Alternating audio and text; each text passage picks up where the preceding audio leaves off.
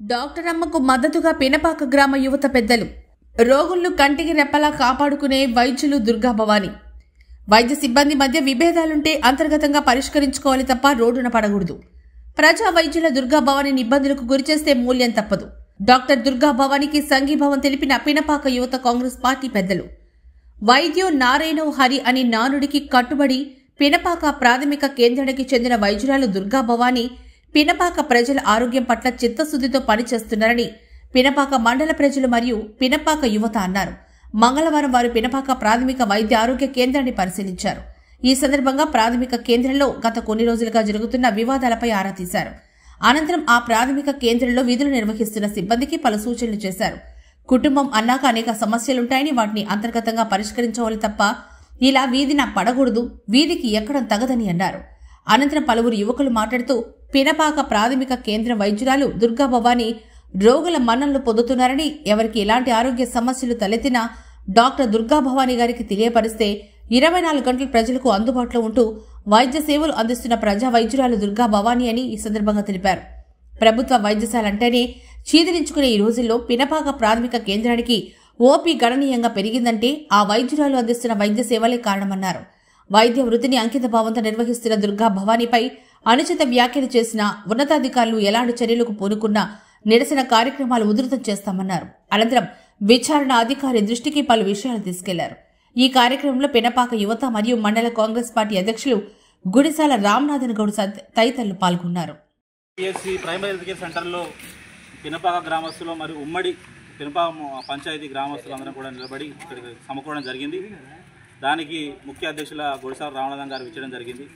ఈ కార్యక్రమం యొక్క ముఖ్య ఉద్దేశం ఏంటంటే, గత 2 రోజులుగా సోషల్ మీడియాలలో పినపాక మెడికల్ ఆఫీసర్ అయినటువంటి దుర్గా భవానీ గారి పైన స్టేట్మెంట్లు ఇవ్వడం జరిగింది.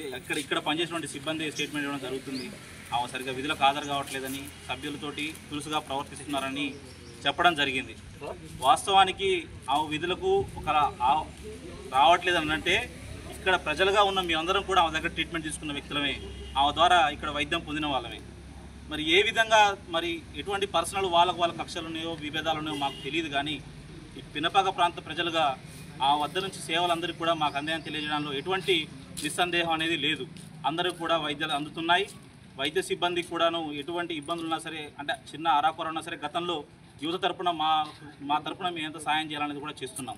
ఇప్పుడు ఇక్కడ కడుతున్నటువంటి కన్స్ట్రక్షన్లో ఉన్నటువంటి ఆసుపత్రికి కూడా పూర్తిగా ఎక్విప్మెంట్ రాకపోతే మేము యూత్ అందరం కూడా కలిసి కూడా ఎమ్మెల్యే గారికి దృష్టికి తీసుకెళ్ళి 5.5 లక్షలు శాంక్షన్ అయ్యేదో కావాలని చెప్పి అడగడం జరిగింది.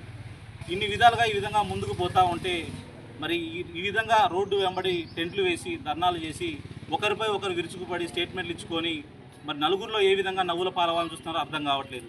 దీని విధంగా ఏదైనా రాజకీయ కోణంలో పోతుందా, వ్యక్తిగత కక్షల అనేది ఇక్కడికి పరీక్ష చేయడానికి వచ్చినటువంటి ఉన్నత స్థాయి అధికారులు తేల్చి చెప్పేది ఉన్నది.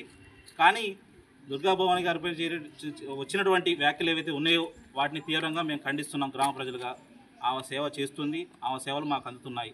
ఎవరైనా చెప్పినా సరే వాటిని తీవ్రంగా ఖండిస్తున్నామని తెలియజేస్తున్నాం.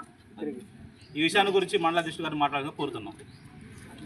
ఈరోజు మన పినపాక జరిగేటువంటి ఈ టెంట్లు వేయటం, ఈ స్టాఫ్ పడకపోవడం అది కరెక్ట్ కాదు. ఎందుకంటే వాళ్ళ ఆఫీసర్కి తప్పు చేస్తే ఆఫీసర్కి చెప్పుకొని వాళ్ళు పరిష్కరించుకోవాలి. రోడ్డు మీద టెంట్ వేయటం అనేది కరెక్ట్ కాదు. దుర్గా భవానీ విషయానికి వస్తే ఇక్కడ 2 years బట్టి చూస్తున్నాం. ఏనాడు కూడా ఇట్లా వచ్చి అట్లా చెప్పగానే క్యాంపులు పెట్టడం కానీ, ప్రజలను మంచిగా చూసుకోవడం కానీ, ఏదైనా పిల్లగాడు చదువుకున్న సర్టిఫికేట్ కావాలన్నా కూడా గేషన్ సర్టిఫికేట్ కావాలంటే ఇమీడియట్ రాసి పంపిస్తుంది. గతంలో డాక్టర్లను చూసుకుంటే దుర్గా భవానీ చాలా తేడా ఉంది. కాబట్టి ప్రజల అభిష్టం మేరకు ఆమె ఇక్కడ ఉండాలి. కలెక్టర్ గారు కానీ, డిఎంఎడ్ఎస్ఓ గారు కానీ ఎవరిని పంపిస్తారో మాకు ఎవరి గురించి మాకు అవసరం లేదు.